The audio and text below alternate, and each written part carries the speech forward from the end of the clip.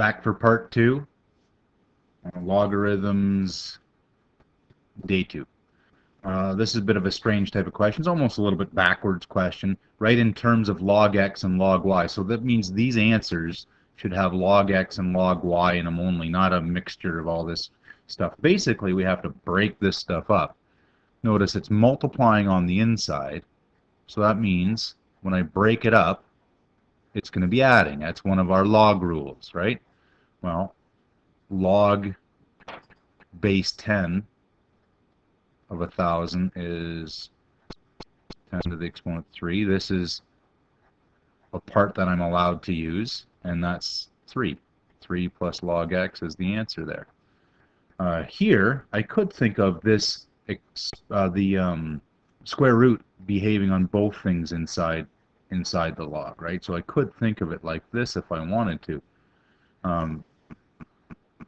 Just because, you know, I know that I'm going to need to split these up, so that square root is acting on both of the factors inside the square root, so this makes sense.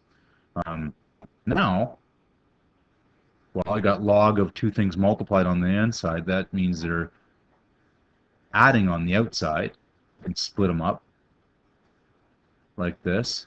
And now I have that rule where I've got the exponents on exponents. That exponent can go down in front. So now I'm left with a half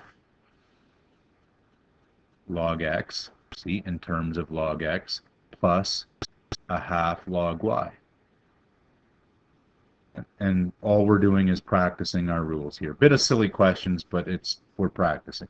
So it's divide on the inside, so that means it's subtracting on the outside, right? That's that other rule that we haven't used yet. And again, I've got exponents on exponents, so I multiply the logarithms. And this is just an exercise in knowing our logarithm rules.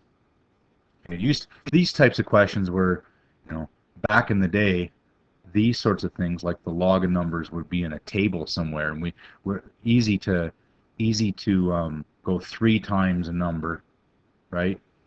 Even if you don't have a calculator, but x to the exponent 3, that's pretty hard, right? X to the exponent 3 is a really, really big number, but if I go 3 times a log, which I've looked up in a table somewhere, then this is an easier expression. That's where these types of questions come from, but we just use our calculators if we have to evaluate them now. What do we got? One more example? Ooh, this looks like a lot. Solve. Okay, here we go. This is, we've been waiting to do this for a long time, and we used to use, guess and check, or we used to use the intersect on a graphing calculator. This finally we should be able to do.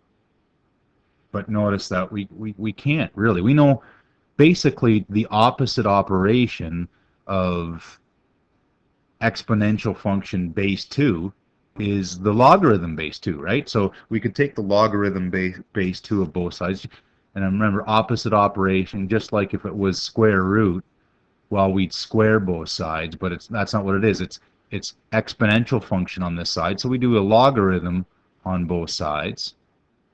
Yeah, and this is awesome. Look at this, because now the x comes out in front, log 2 and 2 wipe each other out, and I'm left with this answer. Now, this is a little bit depressing because I still can't do this. I still can't do it. I can't go log base 2 of 5 because I don't know how to evaluate this, right?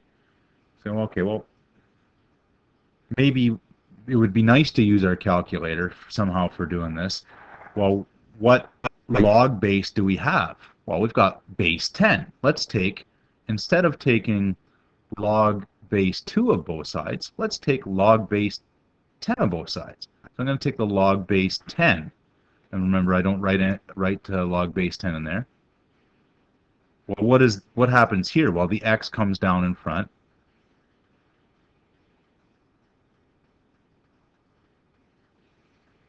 Well, that's just a number, right? So now, if I divide both sides by that, I'll have x alone. And I've got it. See, I've got it because I can do log base 10 in my calculator. Now, did I actually evaluate that? No, I didn't. Let me grab my calculator. Log base 5 divided by log 2.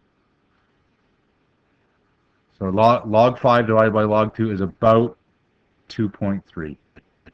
And that's got it. We can take the log base anything of anything using this idea. There's what we had, and there's what we did. That should say log 2 there, right? Hopefully you caught that.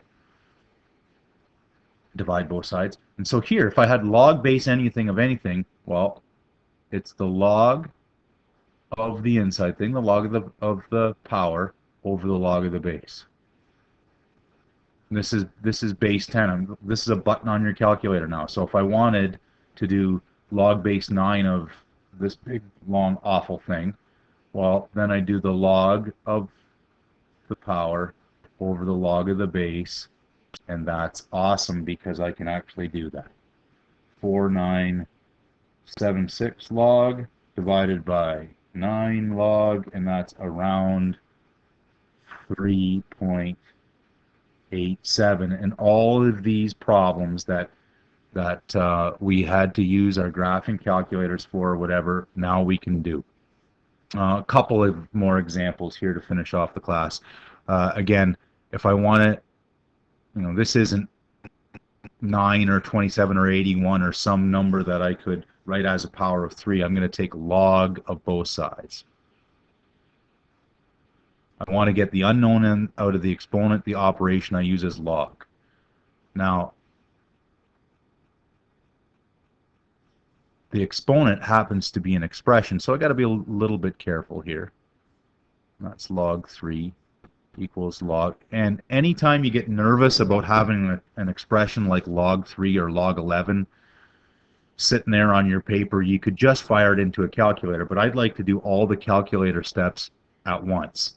Well, notice I could multiply through by a log 3, but I know I'm going to have to divide at the end anyway. I'm going to divide both sides by log 3. On this side, they're gone. On this side, I've got some expression that anytime I get nervous, I could fire that into a calculator. What's the next step now? Remember, this is just an expression. I'm going to add 1 to both sides. Right. Add 1 to both sides. Add 1 to both sides. And then I'm going to write that out just so we can see it. Okay. 2x equals... Now what's the last step? Divide by 2, right? This was multiplied by 2. We divide by 2.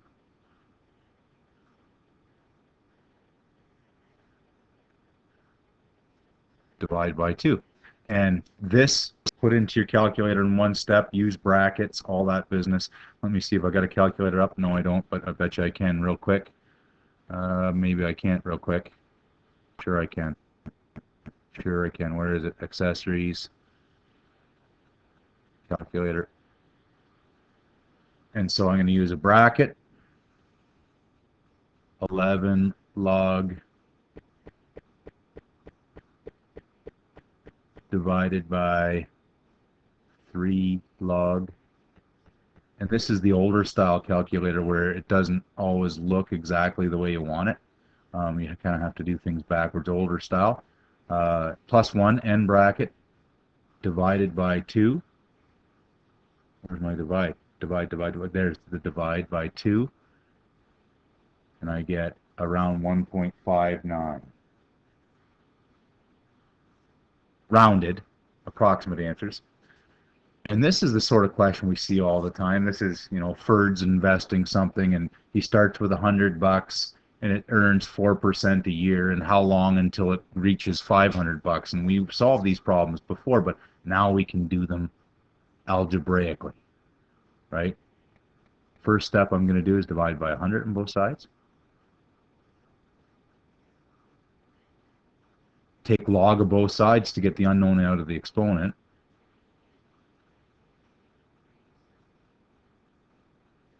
X comes down here, like that.